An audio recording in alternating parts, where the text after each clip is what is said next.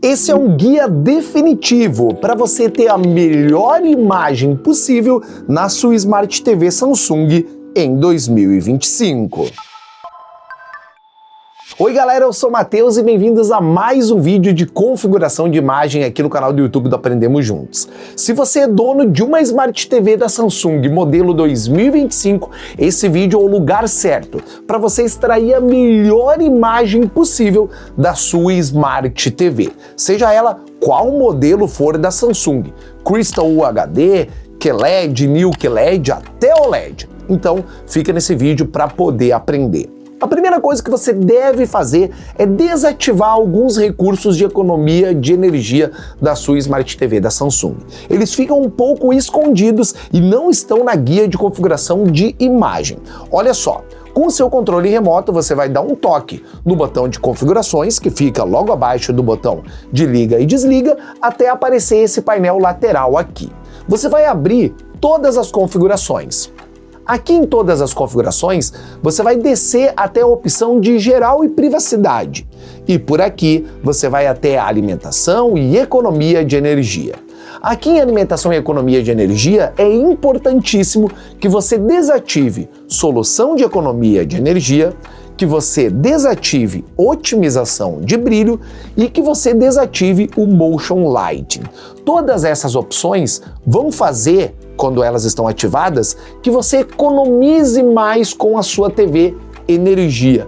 Mas, em contrapartida, se você deixar essas opções ativas, você vai ter um decréscimo de qualidade de imagem. Por quê? A TV ela vai fazer uma leitura da iluminação do seu ambiente, da cena que está passando na tela, e vai ficar ajustando os parâmetros automaticamente, reduzindo o consumo de energia. Por um lado seria muito bom, mas uma TV dessas não gasta muita energia como você imagina.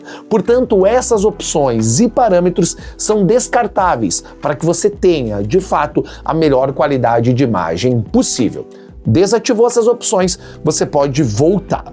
Se você está plugando um videogame na sua Smart TV ou algum dispositivo externo, é importante que ainda aqui, dentro da guia de configurações, você vá até recursos avançados. Aqui em recursos avançados, é importante que você ative ou desative o modo jogo. Ele só vai estar disponível para você ativar ou desativar se você estiver com um console conectado, beleza? Se você tem um videogame e quer ter a melhor imagem possível, vem até aqui e deixa o modo jogo ativado, beleza? Voltando, galera, ainda dentro de geral e privacidade, outra dica que eu te dou é, se você estiver com outro dispositivo plugado no seu HDMI, seja ele 1, 2 ou 3 ou 4, venha até gerenciador de dispositivos externos e vá até expansão do sinal de entrada. Aqui em expansão do sinal de entrada, deixe todas as entradas com HDMI ativas. Então, todas as entradas HDMI, nesse caso que eu estou mostrando, estão com a expansão do sinal de entrada ativadas. O que isso significa?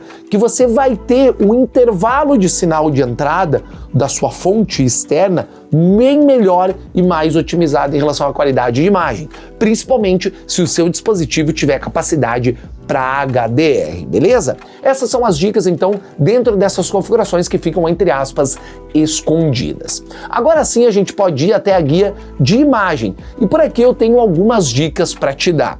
Sempre inicie a sua configuração no modo de imagem padrão. Por quê? É através do modo padrão que você tem um parâmetro de ajuste mais fino. Se você ativar outros modos, como o dinâmico, por exemplo, o eco ou o filme, você vai ter um déficit na hora de você começar a alterar os outros parâmetros e você vai acabar se perdendo e não vai conseguir extrair a melhor qualidade de imagem possível.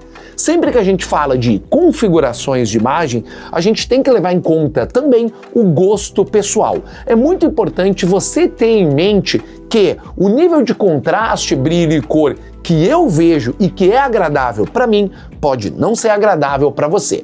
Por isso os ajustes finos e ajustes que são ali numéricos, de 5 a 10, podem ser considerados nessa configuração que eu vou te passar, beleza? Deixou em padrão, bora para configurações especializadas. Por aqui, galera, o brilho vai ficar em 45, o contraste em 50, nitidez em 10, cor em 40, Matiz no meio 0/0, mapeamento de tons HDR você vai deixar em ativo, não deixe em estático, porque você vai perder poder de processamento em HDR. Lembrando que essa opção ela vai estar ativa ou desativada, dependendo da fonte. Aqui eu tô com o YouTube em segundo plano com o vídeo em HDR e é por isso que apareceu para mim a opção de mapeamentos de tons HDR. Depois em otimizador de contraste deixe em alto, mas por aqui eu dou uma dica bem importante, você pode deixar embaixo. Você tá vendo que eu tenho um ganho de contraste se eu deixo embaixo, mas o otimizador de contraste não é para me dar um ganho de contraste? Pois é, aqui a gente tem essa diferenciação. No alto, que na minha visão fica melhor, o brilho ele fica mais notório e notável na tela. Portanto, eu deixei em alto, mas você pode deixar embaixo também. Em desativado, você vai ter cores e um contraste muito lavado, beleza? Em detalhe de sombra, deixe em 1. Por aqui, quanto mais você aumenta o detalhe de sombra, mais branca a imagem fica. Aqui é o contrário, se você aumenta o detalhe de sombra, a imagem ela vai ter esse tom maior de branco, beleza? É ao contrário. Então, defina aqui para 1, 2 ou deixe em 0. Aqui em 0 você tem um preto ainda mais definido. Em gama, galera, é bem importante você entender algumas coisas. Se você está reproduzindo o conteúdo em 4K com HDR, as opções de gama vão ser HLG ou ST.2084.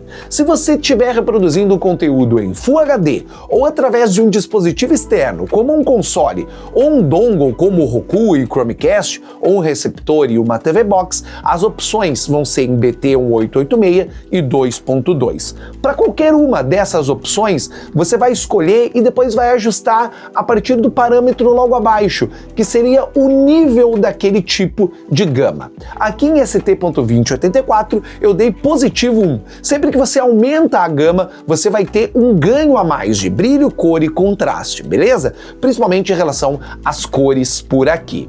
Depois aqui em aplicar configurações de imagem, você pode definir que apenas aquele streaming ou aquele aparelho que está conectado receba essa configuração. Você pode, por exemplo, definir perfis de configuração de imagem para aplicativos de streaming, como o YouTube que eu estou reproduzindo, ou ainda para HDMI 1, 2 ou 3. Então fica a seu critério a qual fonte você vai aplicar as configurações de imagem que você está setando por aqui.